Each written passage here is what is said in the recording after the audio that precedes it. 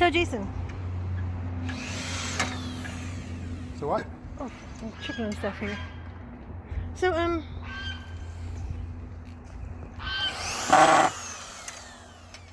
want to strip that out? the second Congress, you know, when they got that the Constitution done. Second Continental Congress. You want to talk about the second Yeah, Continental let's Congress? see. We left off at Alexander Hamilton. Oh, you're crazy. Alexander Hamilton. He's doing the splits. The CAD. The cat. What's Yeah. that? Operates 2 banks out of New York. So he had 2 banks. 2 banks. Sorry, yeah, he's got 2 banks. Running around. He bought up all that debt. Did we talk about that the last time? No, I think you had to. You looked it up, and it was hard to find information on what state owned how much money. You know. Well, yeah, depending upon where you're looking for your information. The sources are out there, but they're not exactly easy to find. A lot of the official US.gov kind of glosses over stuff, it. Kind of glosses over and doesn't really mention. Doesn't say like what state what owns was going on, how much to who for. As a matter of fact, if you're looking at the official sites, the way they word it, it makes it sound as if Everybody owned France, or makes it sound as if the United States of America, as currently constituted, was in existence for the entire time. Although a lot of the loans that were made by France during the Revolutionary War effort were made before the first Constitution was even drafted. So Articles of Confederation, right? Yeah. The original one. Right. I'm coming unplugged here. So Sorry, YouTube friend. Oh, there you go.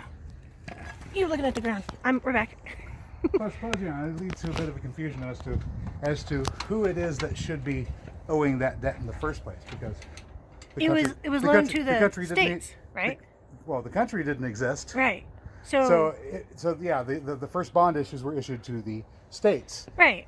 Being That's what I thought. Being the colonies, and it was the states that owed the debt, and they were paying the debt back at varying rates. Keep in mind the Articles of Confederation did not grant the Congress power to levy taxes. Okay, that's right. They had to do tariffs. That's right, or trade tariffs. The original Constitution of the United States didn't allow the Congress to levy taxes. The only way the government of the United States, as a confederacy, could acquire any funds was from the operation of the ports, tariffs, import tariffs, and so on. Anyway, so they had no tax power. You know, we missed that. But that's okay, because the debts weren't owed by the United States, they were owed by the states themselves. Yeah, I'm telling it. So I do the B-roll. Oh, no, Yeah, I'm having a hard time with this one because I can't get on top of it, because I'm on the wrong side of the ladder. I'm over. Anyway. All right, so where were we? Oh yeah. Oh, you got it? Okay. Yeah. So the debts were owned by the several states. Did you ever find out how much what state owned? It is searchable, but it's hard to find. There's a Wikipedia page that gives you the breakdown, and it is accurate. If you do enough searching, you can find the original source document. It's there. It's just kind of obscured. Hold that thought. I got a spam call. I don't know, spam call, I guess. I was like, what's blocking my stuff? And it's a spam call. And nobody's talking. Anyways, you were saying, let's see. Oh yeah, the states. Right. Who owed what, and you were able to find it. Yes, I was able to find. What are you doing? Making sure that the ladder is more or less stable. So I was able to find. Hopefully more than less. Owed by the various states. Now, keep in mind, they didn't all issue the same number of bonds, the same amount. And they were in various stages of paying the bonds off. Some states, better than others. Some states had made more progress than others. Some states were collecting more tax revenue than others. Remember, the states themselves, yes, being sovereign nations, but the Confederation had the power to tax. Yes, so they were collecting taxes, but no, the Confederacy couldn't tax. Anyway, so for example, yes, we were a confederation before we were a federation. Yeah. So for example, Rhode Island and the Providence plantations in Delaware both owed $200,000 each. And sounds like a lot. An outstanding debt for South Carolina was around 4 million. Oh, that sounds like a lot. Back Well, especially then. yeah, especially back then. Back then was actually real money, like, you Gold know. and silver. Yeah. Money was gold and silver, but money wasn't gold and silver everywhere. As a matter of fact, if you sorry, hey. There you go. Money wasn't gold and silver I can everywhere. still hear you. If you were living out in the countryside, you probably didn't have a whole lot of gold and silver. You might not have any. Maybe a couple coppers here and there. So what would you use? Well, people did barter. Right. You would produce goods, furs, crops of various sorts. Whiskey was also used as a barter item because it was universally valued.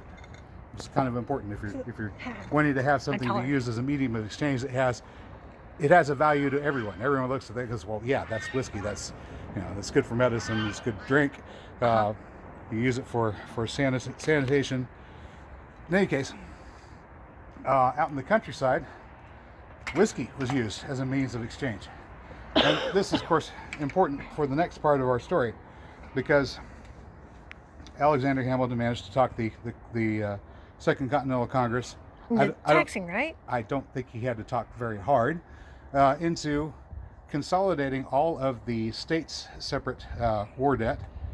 That wasn't fair to some states at all, then. Absolutely not fair to some states. Well, like I said, some were further along paying off the debt than others. And now they're responsible for other people's debt? Right. What? In any case, he managed. That does not sound familiar. Yeah, he managed to talk the Congress into passing a bill to consolidate the debt, and then, in order to pay off the debt, they levied a tax on whiskey. Because it sounds naughty, but wait, that's not fair for people who don't have money, and then they have to go find a way to get money. And so they have to sell their whiskey. Oh, it was even worse than that, because the way the tax was set up, if you happen to be a major distiller and you're distilling thousands of gallons, you would think you would pay more, right? Well, no, you could pay a flat tax, a flat fee, to cover all of your production. Really? Yeah. But if you were a small producer, that doesn't sound too bad. Then you were going to be taxed according to the gallon, and the per gallon tax was higher than the flat tax for mass production. I wonder who wrote that bill. And the people that were running off just a few gallons here and there, of course, are the poor people out there in the countryside that didn't have the silver and gold in the first place. That's the reason why they were distilling whiskey and using whiskey for trade. So they didn't have the money to pay the tax. They just run off there honking to something. Oh, it's because the neighbor came out. But, so naturally. It's got a lunch here? I don't know. Laundry? He's hanging his laundry. Yeah. I think he's still excited about it. So naturally, people would say, we're not going to pay this tax. Well, they don't think they could. After all, we're talking about a bunch of people that have just gone to war over a 3% tax on tea. You think they're going to sit idly by while a new set of ruffians wants to tax them more than 3% on whiskey? Actually, on the average, the taxation came to be about 3%, which is ironic. You got that cord okay? Yeah, I think so, yeah. I thought I'd let you drop something else on me. So that explains the Whiskey Rebellion. Sort of. Well, as a result of people refusing to pay the tax, George Washington dipped into the treasury, found some cash, and hired a 13,000-man conscript army. And oh yeah, that's right. Because we weren't supposed to have an army. Hang on a second. They didn't have a standing army at the time. I don't want to say we, because that would include me. Oh, good point. Well, Washington back then was not supposed. We're still technically not supposed to have an army. I don't think it's actually in the Constitution. So. How do they get away with that? Washington hires conscripts, 13,000 men, marches on the state of Pennsylvania to arrest those malcontents that are refusing to pay. Need help with that? The tax. Okay.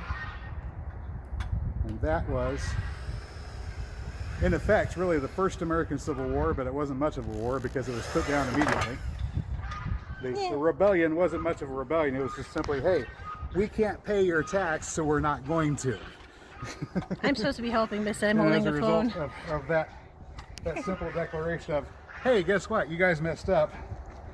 Washington hires troops, attacks Pennsylvania, kills a few people, You would think the arrests others. a few people.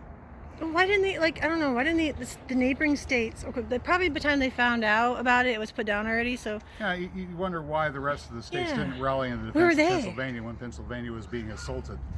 But Propaganda, probably. they didn't, and as a result, we're still here. I mean, we still have this monstrosity. We still have, yeah, we still have that government. That federation. Lucky us. Lucky us. So it's kind of a republic, not really. I don't know what you call what we got. Not really a republic. Well, we now have a system where It's kind of it's like one giant bureaucracy. I don't know what you call it. where people are selected to go to the Capitol They don't do to anything. manufacture laws. Oh yeah, And they do that. There's another set of people that are selected to go to the Capitol to sign off on those laws whenever they're manufactured, and also, you know, appoint the judiciary and Appoint people to serve as the things. commander-in-chief in times of war, things like that. That's an obsolete position, isn't it? Strangely enough, exactly the same system that England had. Yeah, it's actually the exact that same the system. colonists revolted against. Just no king. Yeah, you trade the king out every 4 years. Well, they have be like the prime minister. They have a prime minister. Yeah. Just no king Anyway, or queen. people are allowed to cast votes for these representatives, as they call them. Oddly enough, you know, whether it's 2, 3, 4, 5, 6, 7, 8, however many people it is there, whenever you go and you cast your vote for who you would like to represent you, you are also making an agreement that no matter how this election turns out, that you'll abide by the results of the election. So you're giving your consent, sort of, to So, this. yeah, so if your guy doesn't win or thing. your girl doesn't win, you're going to settle down. You're not going to Order make a them. fuss. It's going to be an orderly transition of power. This is the buzzword, the orderly transition of power. Effectively, though, what this means is no matter who gets elected, you consent to the actions of government. You give them their, yeah. They've already got the power. You already voted into office. They can do whatever the heck they want to. What are you going to do? Vote for the other guy next time? So you really can't complain if your guy doesn't win. You agreed to the nonsense in the first place. And that's not where elections are won anyways. It's in the counting. I mean, All right. you know what I mean. Yeah, what's your alternative? If your so-called representative is not doing the job that you want them to do, your only alternative, Because you can't get rid of the bureaucracy that causes all the mess. right? Your only alternative is to Got vote for the it. other guy next time. That's really not. And even if you did replace all the guys with Did the I other leave guy, the screws in up there? Any other ones? on your video, I mean, no, here. on your video, didn't you do it on your Did I video? already put the screws in here? Yeah, I already did. Hey, guess what? We're it's break time, by golly. Yay!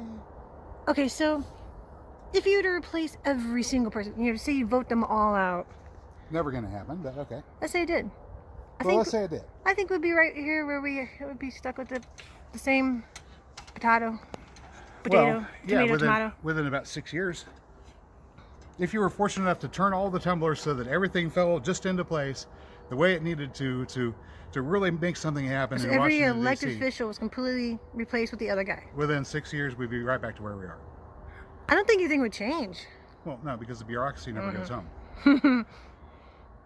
Yeah. The departments remain in place. I mean, unless the people that you send into Washington, D.C. were going to Then they have to dismantle fire all the everybody. departments, fire all of the bureaucrats, take the Washington, D.C. staffers and say, guys, we're not rehiring you. Fire everybody. Fire everybody, yeah. And then, of course, they wouldn't have anybody around to serve as staff because Great. these people know what they're doing. They've been in government for so long. And then you have the problem of how are you going to dismantle the preponderance of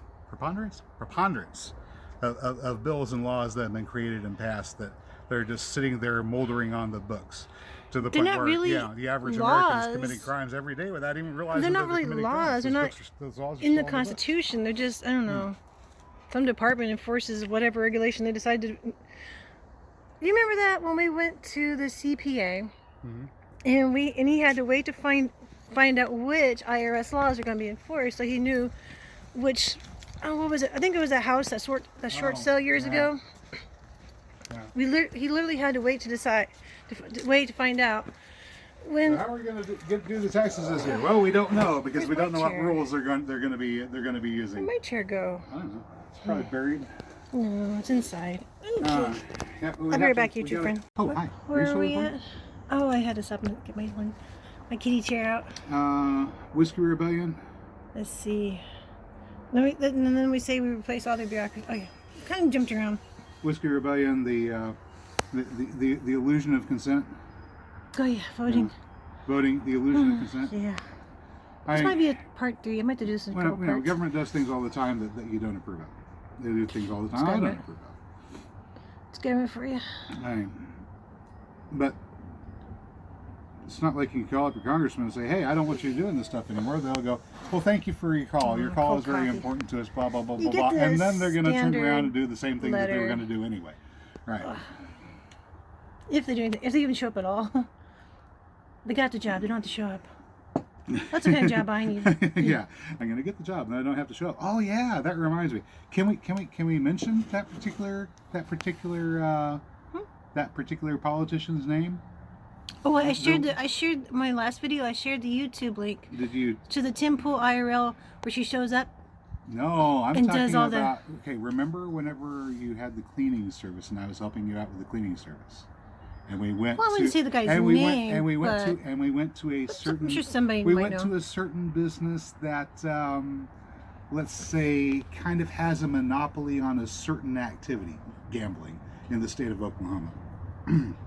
Well, we cleaned the offices. And we cleaned the offices, and while we were there, we discovered an office for a certain politician. That never seemed to get used. Never got used. Yes, this guy has his own office. It's a nice office too. His own How do you not use that? At this casino. He probably went golfing. that he never uses.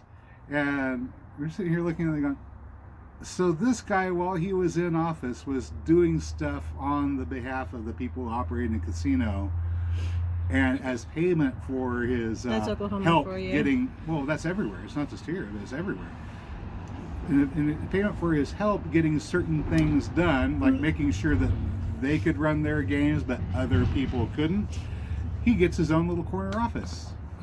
It was a nice office. It was a very nice office. They never used. I'm assuming there's probably a paycheck that goes along with that office. Yeah.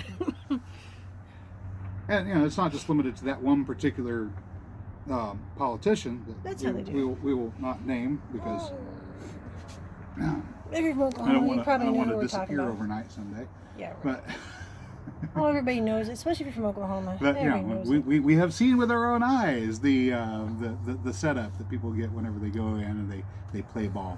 Well, it happens all the way up to the level of president. I mean, Hunter Biden was on the board of something. On the board of something? Really? That's very conclusive. Burisma, I think it was. some oil or gas or something. Oh my God! I'd be at a truck stop. We'd be at the diner, right? And they had the news on. As soon as you know who Biden walks by, Biden. During the first Obama administration, you know what I'm talking about. Anyways, you see how Biden? You see Uncle Joe walk across his TV, right? You can't say it without saying that Biden, can you? And he's like, straight face. It's like too funny. Anyways, he walks across, and so this white guy next to me, right? I'm like, he's just normal average truck driver, right? He just starts going, like his eyes, he's just growling at this, ooh, and he's like lost his appetite. And I look over, and I'm like, he's like, we hate Joe Biden. We can't stand him. Well, he's always up in our business. I'm like, oh, he must be from. Really? Where was it? Where was that? He's Ukraine. Was it? Was Ukrainian? No. Barack Hussein Biden is no worse than George W. Trump, or the same potato. Or Ronald Jefferson Clinton. I mean, they're the same. They're the same thing. It's just a cog in the wheel, and the bureaucracy keeps on doing what the bureaucracy does.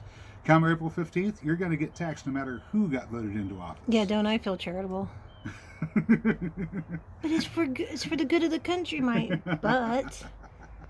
Yeah, they're supposed to help the other man. I'm like, no, I think I'd rather give to a charity. And I was like, okay. The endless wars will continue. The regulation will continue. The taxation will continue. Well, and it doesn't matter who you're. I don't think people talk about we need to end the endless wars. I don't think people don't understand why we keep having the endless wars. You got to have a warfare It's the state endless bacon. to support the endless welfare state. Yep. To make sure our dollar stays as a universal currency. Oh yeah, because programs Reserve aren't paid currency, for. what do you call Programs it? aren't paid for with taxation. Taxation goes to pay off interest on debt. Programs are paid for by accumulating debt. IOUs. I think I need more coffee. So whenever a government needs to come up with some money to pay for a new food stamp program, They're always writing they a borrow. they produce more money. They inflate the money supply. Ironically, It's amazing. inflating the money supply devalues the value of every other dollar out there in circulation. So if you're Unless a poor you're the person, first person to get the dollar, then you No. actually get the value of it. but it does devalue every other dollar out there. So if you're a poor person and you don't have many dollars, and they go, here, we're Let's going to print some. we're going to give you this card. You can use it to buy your groceries. Okay, great. You get to buy groceries. Now all the dollars that you had left in your wallet, buy less and less and less and less. You still have to buy gasoline, Baby diapers. diapers, rent, Non-food items. unless you're on Something. subsidized housing, in which case That devalues money that's too. also devaluing the currency. And how are you going to do your transportation? Well, I guess you could do public transportation, but your car. Then they're going to make you buy insurance. I guess they aren't making you buy insurance at the moment, but that could change because they still haven't repealed the law. Oh God, there's that. Well, Keep your doctor. Yeah, every turn, whenever they inflate the money supply, they devalue the currency, and this hurts the poorest people the most. To the point where the poorest people can't turn around and elevate themselves out of poverty by investing in some sort of business. I mean, very simple shoestring business: hot dog stand, lemonade stand, those sort of things. It doesn't make a lot of money, but it You is. get in trouble for doing that now. Some regulation somewhere. But they're easy to start, except for local regulations that say no, you can't do that. Mm-hmm. So I mean, those really simple entry level type of businesses that could be used to springboard a person out of poverty aren't available. You have to have a lot of money to invest in business. I think that's how the Arab Spring got started. It was a food cart vendor that lit himself on fire in front of a government building or something. Well, keep in mind over there. Did you hear somebody did that in Australia? It's been done twice in the United States. Yeah, in the National Mall, and nobody really paid much attention to it. It's like, yeah, whatever. I think it made the local news. Somebody set themselves on fire. Woohoo! Who cares? Anyway, so Arab Spring, we're talking. This is. How long has that been? 8-10 years now. The Biden, second Biden administration. Second Biden administration. All right. Anyway. Anyway. Obama. So it's the same administration. So the value of the American Seriously, it dollar is. drops due to inflating the money supply. Quantitative easing 1, 2, 3, But 4, on and the then world- they started calling it something else. Yeah, So they call it, they yeah, didn't call it Stimulus. counterfeiting. They called it quantitative easing and stimulus. Anyway, well, in the so Trump administration, I think they called it stimulus. on the international markets, petroleum is traded in the United States dollars. Mm-hmm. This goes back to Bretton Woods, 1970s era, getting off the gold standard, that sort of thing.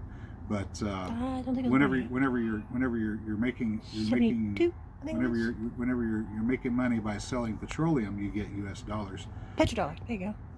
right?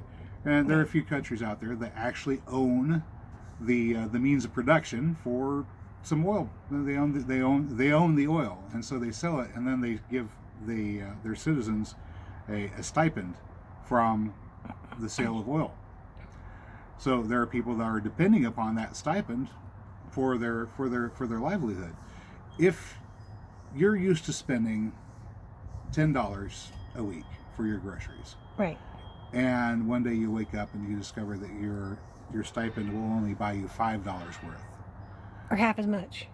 then your family starts to starve. And people with starving kids get crazy. That's why Egypt, And I think it that's was why- rebelling, That's why the Arab Spring occurred. was rioting over the cost of heating oil. Yeah. Because It it technically wasn't- doubled, but they weren't given any more dollars to make up for it. Right. It wasn't some great surge of freedom in the East. It was people getting upset with their government. Our because government caused Who do you that. blame? Who do you blame whenever Our your government caused children are that starving? by Right. quantitative easing And you wonder why they What? hate the United States, right? because they're stuck with our stupid dollar and whatever we decide to do to it. Yeah. That's why they had the oil embargo after we came off the dollar, supposedly. We come off the dollar, or we come off the gold standard, and then so instead of giving the Carter administration. Gold yeah, for oil. We were giving them IOUs for oil. We're giving them paper. We're giving them kindling. Yeah. We used to give them gold. Now we're giving them freaking kindling. Yeah. And does he make good kindling? Paper. Not really. No. They were getting. It was a good deal when it was gold. Too high of a rag content to burn really well. I think we're out of coffee. Yep, and we got to run out to Atwood's and get some screws. So. Breakfast. Yeah, you want to get some breakfast? Yeah. All right. Wait, say bye, guy. I hate that. Bye. Okay, my YouTube friend. Hopefully you enjoyed this. Jason rants. Ha ha. He's got to go put away his power tools. We're gonna go get some breakfast. I'm gonna go get some more coffee. And the neighbors put out his laundry. That's what the geese are talking about. The best disinfectant is sunlight.